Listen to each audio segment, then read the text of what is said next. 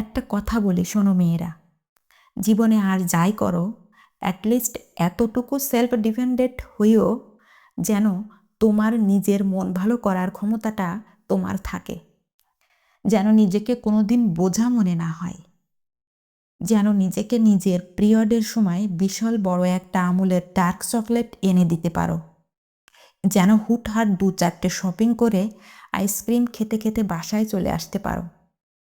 যেন এক্সটেন্ট লাগলে ঘণ্টাখানেক পার্লারে গিয়ে বিভিন্ন স্কিন কেয়ার নিতে পারো, কিংবা পছন্দের কোনো রেস্টুরেন্টে কিংবা লাইব্রেরিতে কিছুক্ষণ কাটিয়ে আসতে পারো। নিজের স্পেশাল দিন, জন্মদিনে কে উইশ করলো না, কে করলো, এসব না ভেবে নতুন একটা পোশাক পরে একটু গুছিয়ে কোথাও ঘুরে আসতে পারো। এসবের জন্য যেন কারোর আশায় বসে থাকতে না হয়। যেন মন খারাপের সময় কেউ কেন মন ভালো করার চেষ্টা করছে না এটা নিয়ে পড়ে না থেকে নিজেই একটা ইন্টারেস্টিং কিছু করে ফেলতে পারো।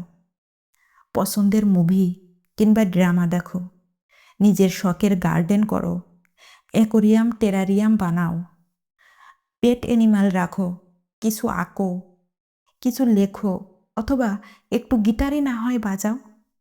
মেয়ে, তুমি রাতের আকাশ দেখো, ভোরবেলা 1 কাপ গ্রিন টি হাতে সানরাইজ দেখো, একটা লম্বা শাওয়ার নাও, কনফিডেন্স বাড়বে।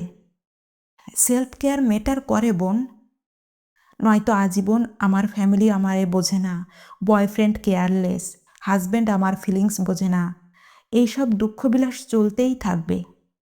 তোমারে তোমার চেয়ে ভালো বোঝার ক্ষমতা কারোরই নাই।